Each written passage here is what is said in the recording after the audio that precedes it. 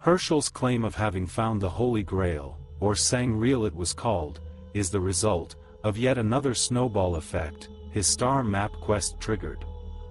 What might have been an ancient human origins teaching ritual about the star maps, had Herschel dig deeper into what the ancient sacred communion chalice rituals could reveal.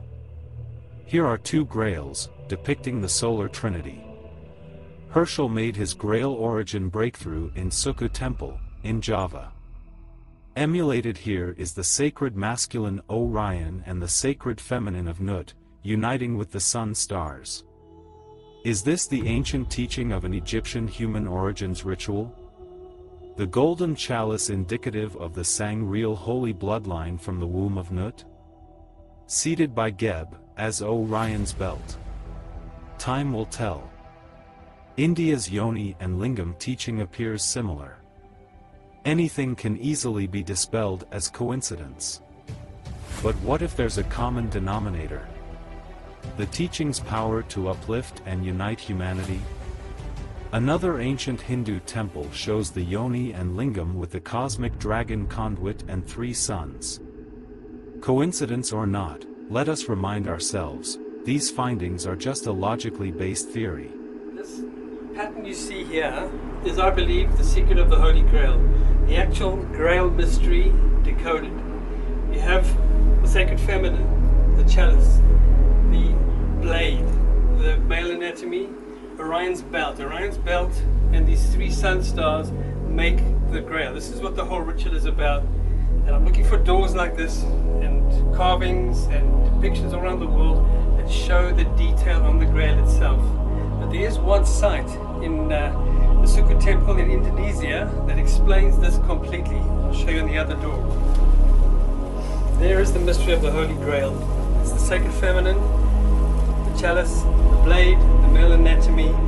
It shows the cosmic serpent entwining the two together. This is a holy communion, the cosmic union of the sacred feminine and the masculine in the star map, showing human origins encoded as the Grail. This is the origin of the Grail. These are the depictions I'm looking for around the country. I'm going to show you now on the actual artifact. This is a replica. When a priest holds up the Holy Grail and does the communion ritual, they hold it to the east. And what does he draw out of it? The sun. It's the birth of the sun from the Grail.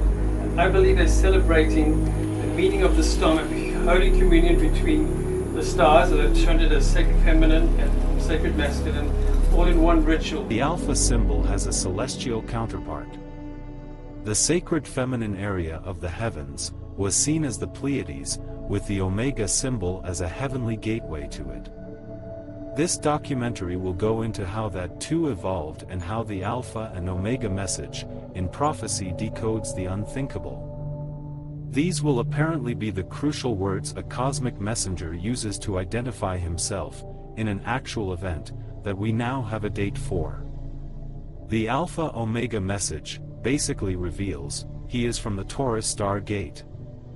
It will identify which 7 stars he then refers to with his right hand. We will explore the Yoni and Lingam connection in revealing the original Holy Grail ritual as it celebrates the as above, so below teaching. Which is why monuments were built on the ground to match this part of the sky. The sacred feminine, conveyed by a triangle pointing to Orion, and the sacred masculine, as the triangle pointing to the sacred feminine. The two originally, in ancient teachings from Atlantis, merged to create the teaching of the 6-pointed star. Let's begin, firstly with a simplified version of the Egyptian Genesis papyrus. The down-pointing triangulation of 3 sun stars, next to the Pleiades, was seen as the womb of the star goddess Nut. Legend claims the earth was also personified, like Nut, but as a green god, called Geb. His male anatomy, on the horizon shares the stars of Orion's belt, as he fertilizes Nut. This is where Nut births the sacred sun star, Sol 1 primary. The Holy Grail legend, you will soon see, is based on this history where the chalice represents the celestial womb of 3 suns, and the blade, or stem, represents the male anatomy of Orion's belt, in celestial union. It is from this special birthed sun that our ancestors set out in their celestial ship. Traveling down what looked like a beam of light, their craft landed on a raised platform, safe from lions in the area. Now let's piece together the components of the real papyrus record in tune with the narrative sequence. Nut is personified as the cosmos full of stars. Her fingers and toes touch the earth, from horizon to horizon. From her womb the utterance identifies a sun star, where 3 vertical stars in a row of Jeb align and establish all life from this sun star. The leg of the bull, the place of the gods, touches her toes to narrate the story of the gods landing on the flat back of the Sphinx. It is the Sphinx of Giza, because it has the dream stellar crown above its head, and the Waldak headdress of the Osiris statue that was in front of it. The celestial ship, radiating multicolored light, landed on the Sphinx landing platform. The image next to it now explains the celestial ship, with a double wormhole, as it flies with its own terra firma line, sketched in above the ground. Behold, the real Jed Ankhshiraf papyrus, from the Cairo Museum.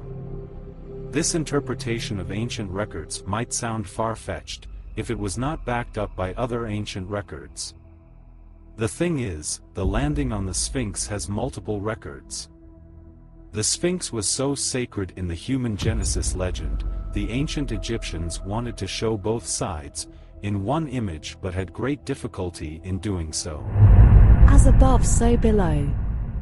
Triangular monuments representing Orion's belt, pointing skyward to the Pleiades star area, with 3 suns. Can there be any bigger evidence to uphold Herschel's theories?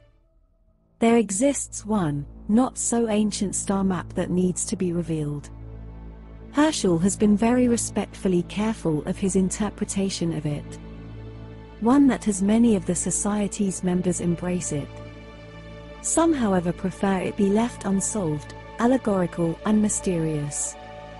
The first-degree tracing board details the story of the biblical Jacob's ladder. For Herschel there are 3 Orion symbols, on the very same Senmut beam of light or ladder. Looking eastwards, through the window, the 3 pillars on the ground, like in Rome, appear to mark the 3 sun stars. They're rising above the horizon, shown in correct orientation with the Pleiades. The light beam, or ladder, to the sacred star, depicts ladder steps, much like degrees of arc in astronomy, to measure 33 degrees distance. The old way to measure it in the sky, with instruments that predated the sextant device, as you see here.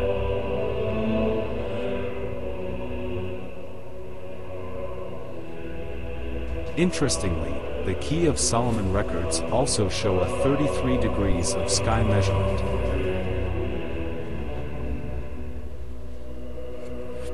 Similarly, a Masonic teaching comes into play. Wayne is convinced it reveals how the star map can be remembered, by the sequence, 3, 5, 7, 1. Follow the 3 Orion stars rising, continue through the 5 stars of Taurus, and you'll find the 7 stars of the Pleiades. Again, the secret of the Grail is revealed. The Grail can be seen at the top of the ladder. It now all makes sense. Christianity's amazing symbols have more to reveal on their origins. The Trinity symbol to start with. Comprising 3 suns, this appears to be its grand secret.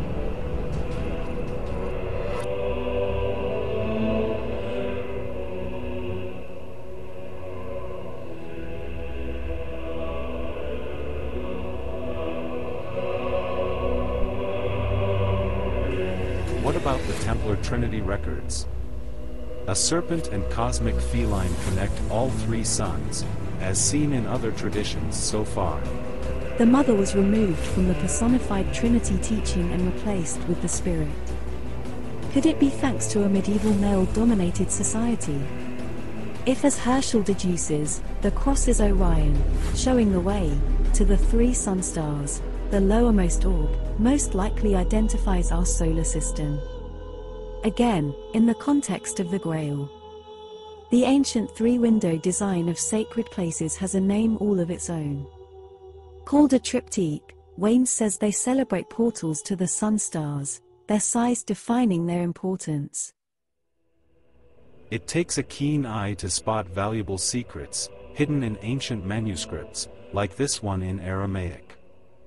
The script here speaks of the cross and the Grail, and shows a little sketch in its margin.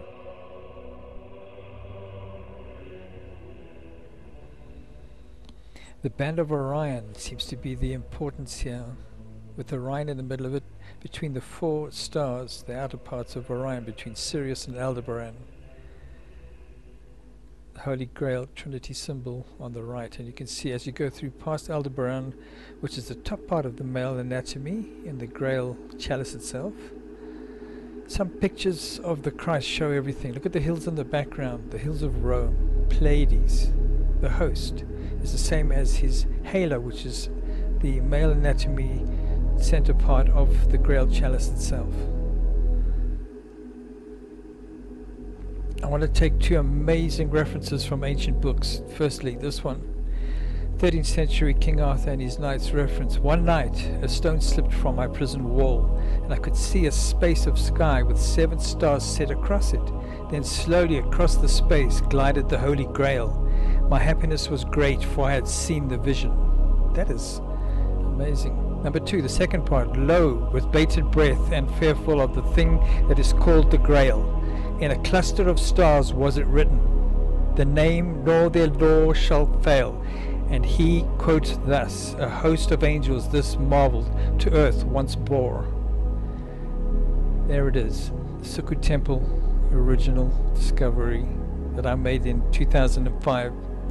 It's exactly as I've shown here. The cosmic serpent's a huge part to play as we get to the alien message that I found at Atlantis with the cosmic dragon returning. At the Sito Temple in Indonesia, that shows another Grail interpretation. You'll see the male anatomy has 3 orbs on it. You see the 3 orbs from a different angle now, but on top of it, I believe, is a winged disc. In Cappadocia, this is quite amazing, St. Barbara Church, the sacred male and the sacred feminine, Orion belt shown, Templar cross shown, but look at that small little sketch that I've enhanced, the male and the feminine, sacred union, the Grail. It becomes that. There it is in Cappadocia in Turkey. The 2-hour plus documentary will go into great detail how everything fits together, so I've only shown just the tip of the iceberg. Please join me at Patreon if you think this is important and become a flame keeper.